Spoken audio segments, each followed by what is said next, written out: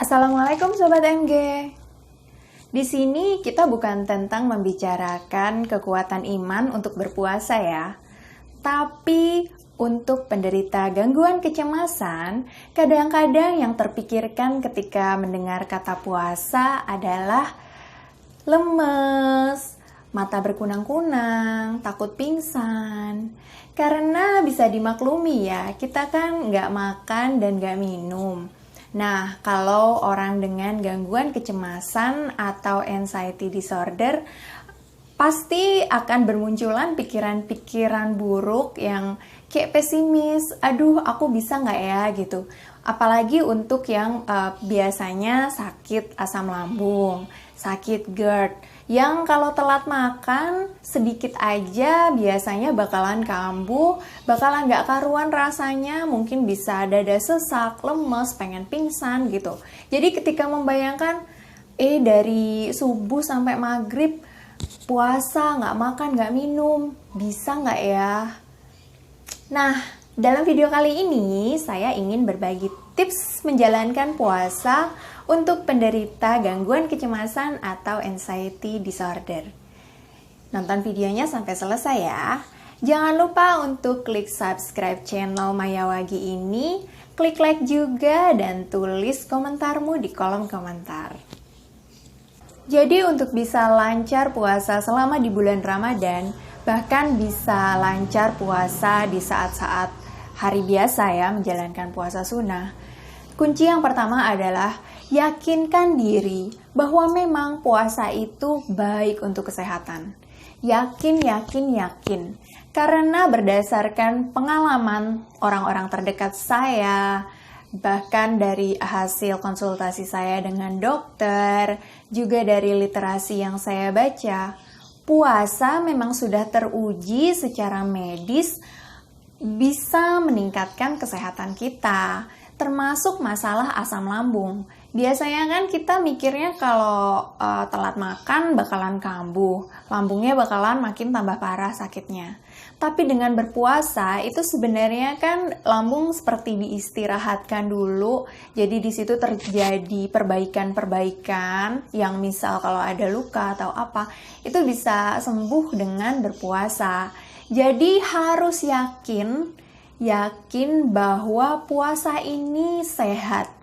Bahkan saya pernah ada di satu titik di mana benar-benar kondisi tubuh ngedrop, nggak bisa masuk makanan sama sekali, dan itu bukan sehari 2 hari, tapi lama ya, mungkin lebih dari seminggu. Dan kemudian memasuki bulan Ramadan.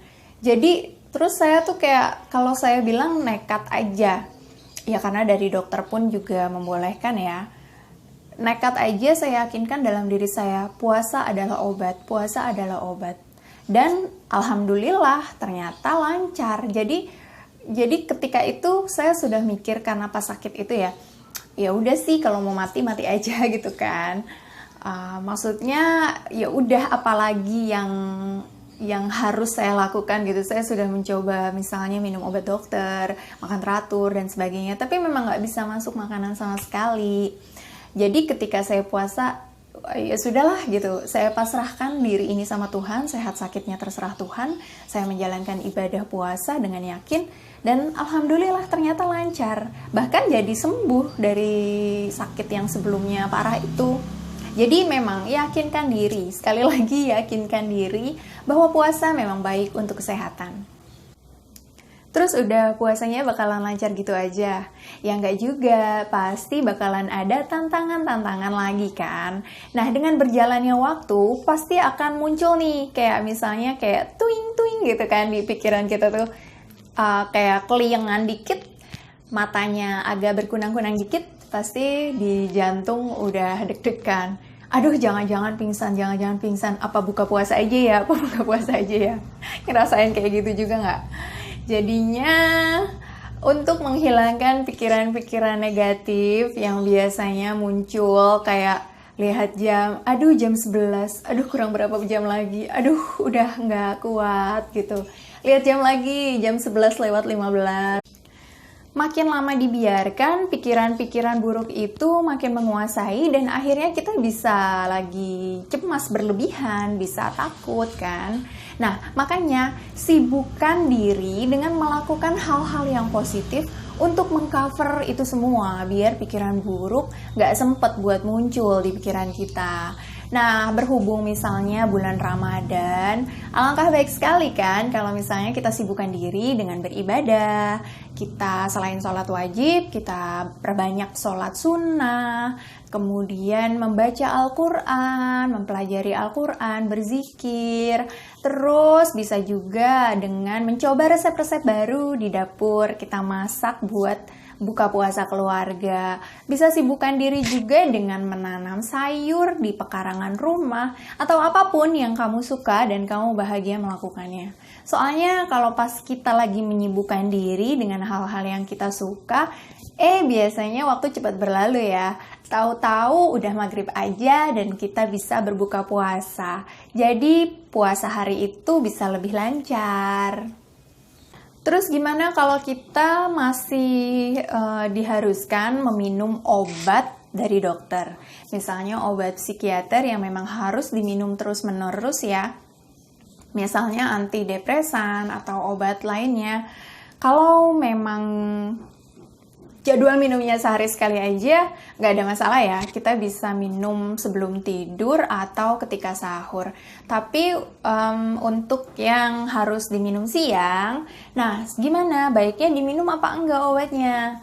Tentu aja kita harus konsultasi ke dokter. Tapi kalau untuk pengalaman saya, kita bisa menggeser waktu minum obatnya. Jadi obatnya tetap diminum ya. Obatnya tetap diminum, tapi yang harusnya diminum siang, mungkin bisa kita atur waktunya. Dalam malam itu, kita minum obat sebanyak 3 kali dalam semalam. Kalau minum obatnya 2 kali sehari, nggak ada masalah ya. Kita bisa minum ketika sahur dan berbuka. Nah, ketika obatnya 3 kali, harusnya itu bisa mungkin pas buka puasa, terus ketika jam 11 malam, dan ketika sahur. Itu diatur aja. Terus boleh nggak kalau misalnya minum obat mah? Kan cemas nih, sebenarnya tuh nggak sakit mah, nggak sakit asam lambung. Maksudnya punya sakit asam lambung, tapi pas nggak kambuh, pas sehat-sehat aja. Tapi karena gangguan kecemasan, jadinya merasa, kayaknya bakalan kambuh deh, atau sudah takut duluan. Nanti kalau nggak minum obat mah bakalan nggak kuat nih, bakalan lambungnya begah atau banyak gas seperti itu. Saya pernah ada di suatu masa ketika bulan puasa saya nyetok antasida, salah satu mereknya itu Promah. Itu saya hitung 30 butir, jadi sehari saya harus minum 1 ketika sahur. Nah, sampai segitunya gitu, sampai segitu buruknya hidup saya dulu. Jadi ya emang sih dulu itu saya juga pernah kayak mungkin pulang kerja ya dulu jam 11 malam dan itu ngantuk banget dan saya belum makan malam. Dan daripada saya makan malam, sebenarnya lapar. Daripada saya makan malam, saya memilih minum obat mah terus saya tidur gitu. Dan saya nyesel banget, ya ampun dulu bodoh banget gitu.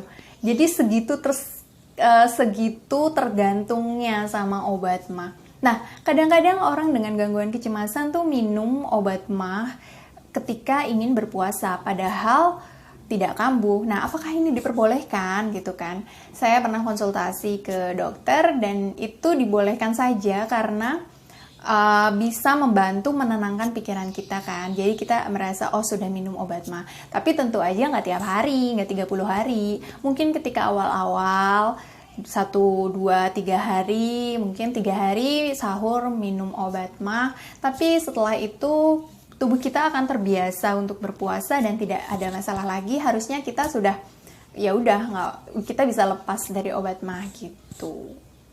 Kemudian agar kita bisa beribadah puasa dengan lancar tanpa gangguan kecemasan yang berlebihan, pastikan kita juga cukup beristirahat.